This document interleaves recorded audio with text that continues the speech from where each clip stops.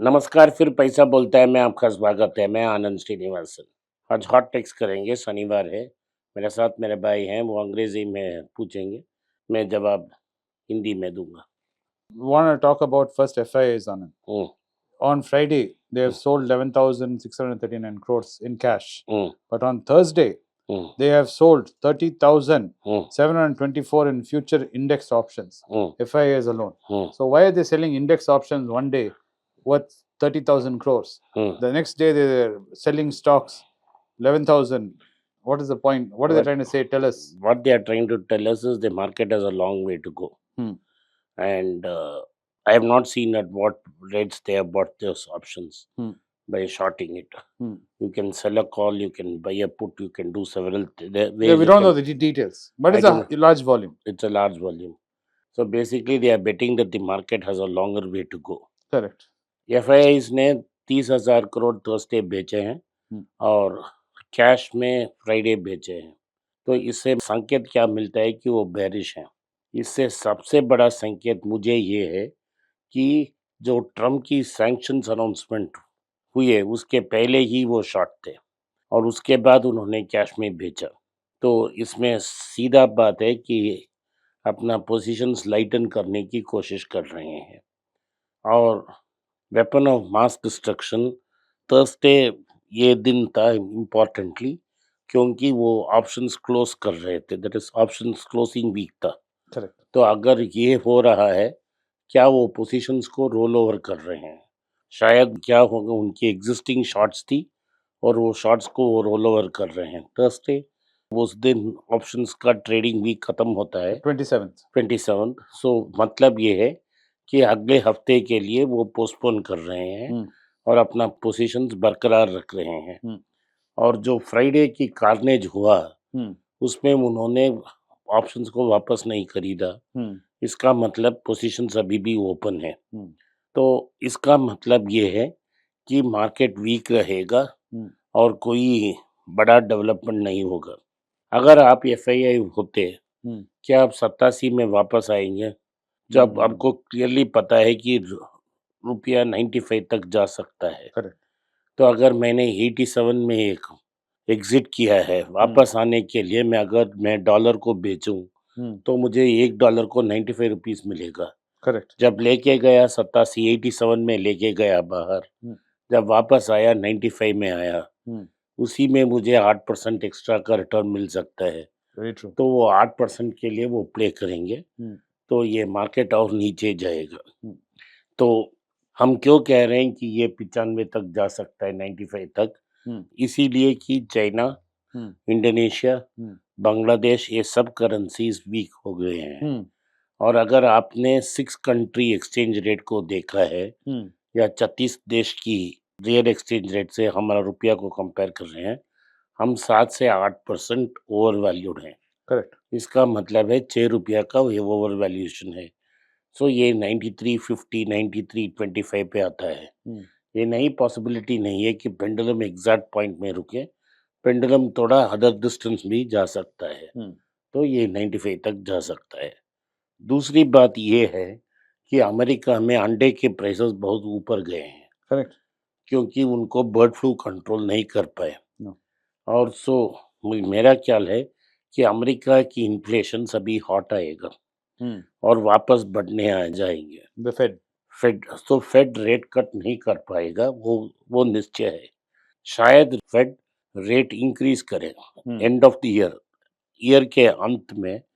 अगर फेड ने 0.25 इंक्रीज किया, उसका पॉसिबिलिटी है अब के Yes, it is there. Very much there. अगर उन्होंने रेट हाइक किया तो ये 95-100 तक जा सकता है, क्योंकि अमेरिका का रेट ऊपर गया, जापान का रेट ऊपर गया, इसका मतलब पैसा बाहर जाएगा। Correct. तो अगर पैसा यूएस के और जा रहा है, जापान Because के the और, treasury yield offers better returns. या सो यूएस और ट्रेजरी के जा रहा है, तो दो बात सही है कि भारत में भी इन्फ्लेशन बढ़ेगा क्योंकि हम इंपोर्ट करते हैं।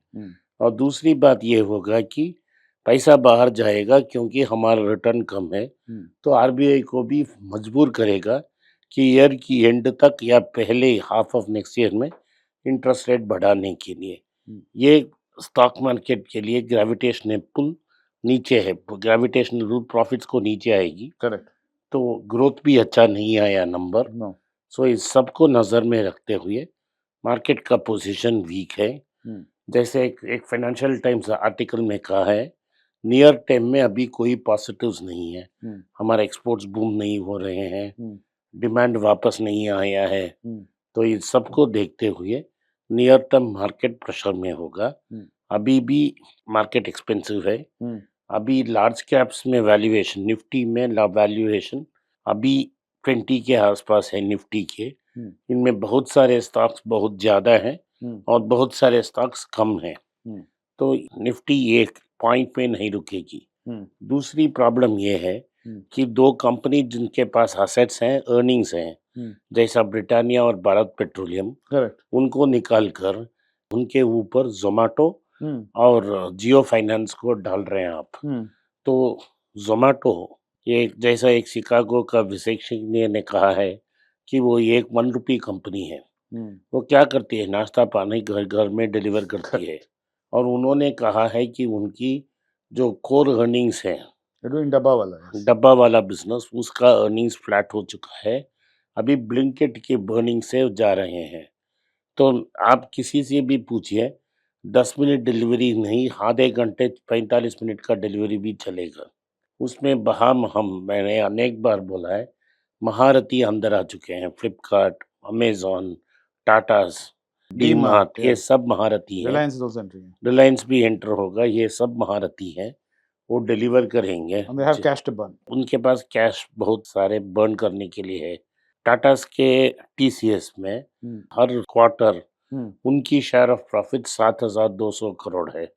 अगर सारी अदर कंपनियां मिलकर 2,000 करोड़ भी बना देती हैं, 10,000 करोड़ उनका हर क्वार्टर का पॉजिटिव कैश फ्लो है, वो मनचाहा कर सकते हैं। तो इसमें क्लीन है कि एन चंद्रशेखर ने बोला है कि उनकी 65% अर्निंग्स हैं, वो कंट्रीब्यूट करेंगे, और टाटा डिजिटल को, बिग बास्केट को बोला है आप $2 बिलियन रेज करो, तो $2 मीन्स 18,000 करोड़। करेक्ट, इसमें टाटा का $1.2 बिलियन कंट्रीब्यूशन आएगा, वो देगा। तो अगर वो 20,000 करोड़ रेज करते हैं और कैश बर्न करते हैं, तो इससे compete करना बहुत मुश्किल है। तो जोमेटो में कोई फ्यूचर नहीं है, जब मार्केट जाग जाएगा उसे मार मार कर नीचे लाएंगे।